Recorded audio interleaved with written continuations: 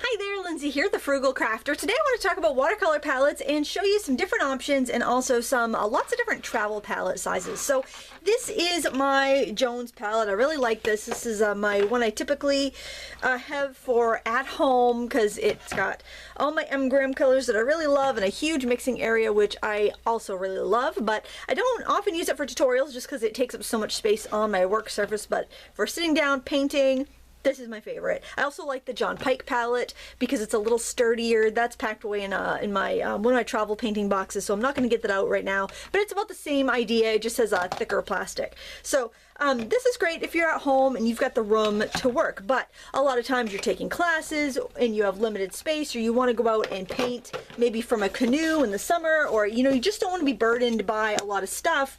I'm going to show you some different watercolor palettes here, and I'll start by showing you probably my favorite travel watercolor palette. This is a little tiny Winsor & Newton one, and this is actually was free with a purchase of Arches watercolor paper, probably about 50. I'm sorry, not 50, goodness gracious, 15 years ago. And I love it that I've got two reds, two blues, two yellows, a green and a brown. It is, they're Winsor & Newton artist paints, highly pigmented, and I've used it a lot and I still have paint left. It's and it comes with a tiny little brush, and it's about the size of an Altoids tin. And you can glue pans, watercolor pans inside of an Altoids tin and do that too. It's absolutely fine to do that. And I like that these are standard half pans. I could replace them or just refill them out of my from my tube paints if I want to. So this is my favorite. Little teeny tiny little Winsor & Newton pocket box, and it's got the little thumb hole here. I usually don't use that, but it's an option. There you go. It's probably small enough to wear as a ring. That'd be gorgeous. But anyways, this is probably my favorite, and it's about 2 inches by 3 inches. Now, this was an old makeup eyeshadow case, and I thought, boy, I bet I could make a little travel pan of colors that way, and it worked out really, really well. Just be careful not to overfill it because the paint can get stuck to the lid. But, if you wear eyeshadow, save your container. If you know somebody, if you don't wear eyeshadow, you can ask somebody to save theirs for you, or you could pick up a cheap little set of eyeshadows from the dollar store and scrape them out and fill them with paint. Wouldn't be bad for $1. I wouldn't go buying an expensive eyeshadow palette for that. I would just kind of keep your eyes open, ask anybody if they have any that they're not using anymore, and just be careful that you don't overfill it because the pans are super shallow, but it still works really, really well. Another palette option would be these little tins, and now this is a Lucas one. And this is from Prima, and they're almost an identical tin. I'll tell you something though, the Prima ones retail with paint for $25. So I've seen the Lucas tins empty for about $25. So honestly, I'd pick up a Prima tin, use up the paint, and then, refill it with your tubes, or, buy artist quality paints to go in there. I think the Primas are more of like a student quality. They're not bad. They're bright and pigmented, but I have no idea. There's no light fast information on them, so I don't know how long before they would fade. They're fun to paint with. They seem like they're pretty good quality, and, for that price, you really can't beat it. And I just swatched out the colors and put them in there. But so these are just like your little tins. And the nice thing about these is that if you prefer to work with full pans, usually if you're traveling, okay, now that I say that, I can't get it, I can't get the thing closed. If you're traveling, you're probably going to want to work with half pans, but you could always take out 2 half pans and put in a full pan. If there's a color you want to be able to dip a bigger brush in, like a ultramarine blue for a sky or something, you have that option. So these are very versatile tins. Now you might say, well, I already have all my tube paints from my big palette that I paint from at home. I really don't want to go buy a bunch of pans and spend that money because watercolor paint goes so far. So this is another option. This is a folding palette. It doesn't take up a lot of space, but this is what is in my summer travel bag. And the only downside, the only thing you have to watch out for is that this folds in half and you've got paint wells on both sides. So sometimes you will have your paint fall out. And you can see these are kind of square because they had dried in the tube and I just cut the tube away and stuck them in there. So just kind of be aware of that. Sometimes your paint will run. You have to make sure it's dry before you close it. This has actually fallen into the pond a few times out of a canoe, but it's really none the worse for wear. I like it. I like that I've got mixing areas on this, but it might be more than you want to carry around with you. Personally, I like the mixing areas, and I like the fact that I can throw full-size brushes in here. So there, pluses and negatives to everything. Another palette that's really popular right now, and it comes in different sizes, is the Gansai Tambe ones. These aren't my favorite, and I actually had these out in Colorado when I filmed my Craftsy class, and they stayed out there for a while and then got shipped back to me, and the air is so dry out there that they have, like, the paints have kind of shrunk, and some of them had kind of cracked because of the lack of humidity out there. See, they kind of cracked away. But I'm interested, I like the pans. The pans are really big. You don't have any mixing area unless, I guess you could use this liner and put it in the lid, and you could mix in the liner. But still, this would not be my best pick for a travel palette for that reason. But it's definitely, you know, it's doable. Everything's doable. Everything's workable. That's what you have. Use it up. But it's definitely not my favorite for a travel palette. I just showed you the Sonnets the other day, and I'll just give you another quick recap. Again, there's no mixing area, so it wouldn't be my pick for a travel palette. It would be more of like, I need like a plate, or I need something to mix on it, or a butcher tray or something. So this would be more a stay in the studio palette.